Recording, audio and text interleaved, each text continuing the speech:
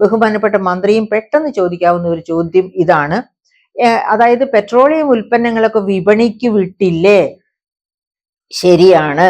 2002 Vajpayee government ആണ് petroleum വിലകൾ വിപണിക്ക് വിടാനുള്ള തീരുമാനമെടുത്തത്. പക്ഷെ അദ്ദേഹം അന്നേരം വിട്ടില്ല. ചില കണ്ടീഷൻസ് ഉണ്ടായിരുന്നു. അതായത് കുറെ പെട്രോളിയം ഉൽപ്പന്നങ്ങളുടെ പേരിൽ എടുത്തു കൂട്ടിയ ഓയിൽ ബോണ്ടുകൾ, അതിന്റെയൊക്കെ പണമൊക്കെ കടമൊക്കെ വീട്ടി കഴിഞ്ഞിട്ട് ക്രമേണ ഇതിനെ വിപണിക്ക് വിടുക. 2004 വന്ന UPA ഗവൺമെന്റ് ആ വാജ്പേയി കൊണ്ടുവന്ന നയം, അതായത് പാർലമെന്റ് വഴി പാസാക്കിയ നിയമം, ആ നിയമം സ്വീകരിച്ചു. ആ നിയമം കയ്യിൽ വെച്ചുകൊണ്ട് തന്നെ മുമ്പോട്ട് പോയി 2010 ആയപ്പോഴേക്കും ഈ ഓയിൽ ബോണ്ടിന്റെ കടമെല്ലാം വീട്ടിക്കഴിഞ്ഞ് UPA ഗവൺമെന്റ് ആദ്യം പെട്രോളിയം ഉൽപ്പന്നങ്ങൾ വിപണിക്ക് വിടുന്നു 2010. പിന്നെ 2014 ഡീസൽ വിപണിക്ക് വിടുന്നത്. അപ്പൊ രണ്ടും വിപണിക്ക് വിട്ടു. അതുകൊണ്ട് ഈ ചോദ്യം വളരെ പ്രസക്തമാണ്. എങ്ങനെയാണ് മന്ത്രിസ്ഥാനത്തിരുന്നു കൊണ്ട് മന്ത്രി സുരേഷ് ഗോപിക്ക് ഈ തരത്തിൽ ഇടപെടാൻ കഴിയുക? അവിടെയാണ് എനിക്ക് അത്യാവശ്യമായിട്ട് പറയാനുള്ളത്. അതായത് മന്ത്രിക്ക് ഇടപെടാൻ കഴിയും. എന്തുകൊണ്ട്? കാരണം ഇന്ത്യയിലെ അതായത് മുകേഷ് അംബാനിയുടെ ഓയിൽ കമ്പനി ഒഴിച്ചു കഴിഞ്ഞാൽ ഒട്ടുമിക്ക ഓയിൽ കമ്പനികളും, അതായത് റീഫൈനറീസ് ആണെങ്കിലും വിതരണ കമ്പനികളാണെങ്കിലും ഒക്കെ ഗവൺമെന്റ് ഓഫ് ഇന്ത്യയുടെ പൂർണ്ണ അധികാരത്തിന് കീഴിൽ വെച്ചാൽ 100% ഓഹരികളും ഗവൺമെന്റ് ഓഫ് ഇന്ത്യയുടെ കൈവശമായിരുന്നു. അത് നമ്മുടെ നമ്മുടെ ഡിസ്ഇൻവെസ്റ്റ്മെന്റ് പോളിസി, അതായത് അസറ്റ് പൊതുമേഖലാ സ്ഥാപനങ്ങളുടെ ഓഹരികൾ വിറ്റഴിക്കുക, ആ നയം വന്ന കാലം മുതൽ വിറ്റഴിച്ചുകൊണ്ടിരിക്കുകയാണ് കുറേശ്ശെ. പക്ഷേ അതായത് മോദി ഗവൺമെന്റ് വലിയ തോതിൽ അത് വിറ്റഴിക്കാൻ ആഗ്രഹിച്ചെങ്കിലും വിൽപ്പന നടന്നില്ല. ഓരോ ബജറ്റിലും ഒരു അജണ്ട വെക്കും, ആ അജണ്ടയ്ക്ക് അനുസരിച്ച് വിൽപ്പന നടക്കുന്നില്ല.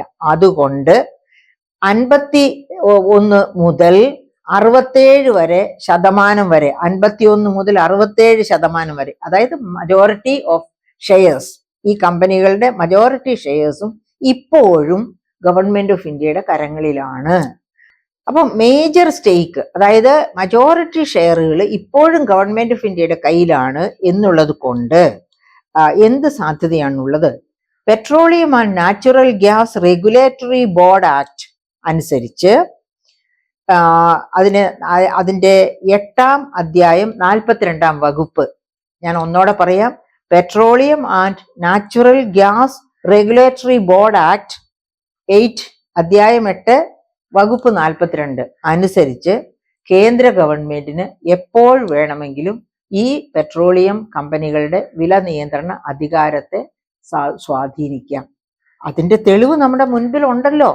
ഇപ്പൊ ഈ ഇലക്ഷന്റെ പ്രചാരണം വരുന്ന, അതായത് ഇലക്ഷൻ ഡിക്ലയർ ചെയ്യുന്നതിന്റെ തൊട്ടടുത്ത തലേ ദിവസം എന്ന രീതിയിലാണ് പാചകവാതകത്തിന്റെ, അതായത് ഹൗസ് ഹോൾഡ് യൂസിനുള്ള 14 കിലോ പാചകവാതകത്തിന്റെ വില 1100 നിന്ന് 912 രൂപയായിട്ട്, പാചകവാതക ഗ്യാസിന്റെ 14 കിലോഗ്രാം സിലിണ്ടറിന്റെ വില 1100 രൂപയിൽ നിന്ന് 912 രൂപയായിട്ട് കുറച്ചു.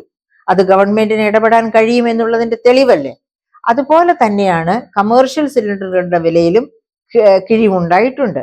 അപ്പം ഈ പെട്രോളിയം ഉൽപ്പന്നങ്ങളുടെ വില, അത് പാചക ഗ്യാസ് ആകട്ടെ, ഡീസൽ ആകട്ടെ, പെട്രോൾ ആകട്ടെ, ഇതിന്റെ വിലയിൽ ഗവൺമെന്റിന് ഇന്റർഫിയർ ചെയ്യാൻ കഴിയും എന്നതിന്റെ തെളിവുകൾ ഗുജറാത്ത് ഇലക്ഷൻ കാലത്തും അതുപോലെ കഴിഞ്ഞ വർഷം നടന്ന 5 സംസ്ഥാന ഇലക്ഷൻ കാലത്തും ഒക്കെ നമ്മൾ കണ്ടതാണ്. അപ്പൊ അത് ഈ ഇതിനകത്ത് നിന്നുകൊണ്ട് ബഹുമാനപ്പെട്ട മന്ത്രി ഇത് പഠിക്കുകയും ഇതിനകത്ത് കഴിവതും സാമർത്ഥ്യപൂർവ്വം ഇടപെടുകയും, അതായത് സിനിമകളിലൊക്കെ നായക വേഷം കെട്ടി ത്രില്ലടിപ്പിക്കുന്ന അതേ രീതിയിൽ തന്നെ പെട്രോളിയം ഉൽപ്പന്നങ്ങളുടെ വില നിയന്ത്രണ കാര്യത്തിലും നന്നായി ഇടപെട്ട് ത്രില്ലടിപ്പിക്കണം കേരളത്തിലെ ജനങ്ങളെ എന്നാണ് എനിക്ക് താങ്കളോട് അഭ്യർത്ഥിക്കുവാനുള്ളത്. ഇനി രണ്ടാമത്തെ കാര്യം, അപ്പൊ അത് പെട്രോളിയത്തിന്റെ കാര്യം അങ്ങനെ നിൽക്കട്ടെ. അതിപ്പോ അദ്ദേഹത്തിന് ഈ കാര്യങ്ങളൊക്കെ വളരെ വ്യക്തമായി മനസ്സിലാകുന്നയാളാണ്. രണ്ടാമത് നമ്മുടെ നമ്മുടെ ടൂറിസം മേഖലയാണ്. അതും അദ്ദേഹത്തിന് വളരെ നന്നായിട്ട് ഒപ്പ് വെക്കാവുന്ന ഒരു മേഖലയാണ്. കാരണം ഞാൻ നേരത്തെ സൂചിപ്പിച്ചതുപോലെ കേരളത്തിലെ GSDPയുടെ 10 മുതൽ 12% വരെ, അത് 15%, 20%ആക്കി ഉയർത്താൻ പറ്റും. അതിനുള്ള സാഹചര്യമാണ് കേരളത്തിലുള്ളത്. ഇപ്പോൾ കേരളത്തിന്റെ ടൂറിസം പൊട്ടൻഷ്യലിന്റെ 10% പോലും വേണ്ട രീതിയിൽ പ്രയോജനപ്പെടുത്തുന്നില്ല എന്നുള്ളതാണ് സത്യം. അപ്പോൾ കേരളം അങ്ങോളം ഇങ്ങോളം ടൂറിസം പൊട്ടൻഷ്യൽ ഉള്ള ഒരു സംസ്ഥാനമാണ്.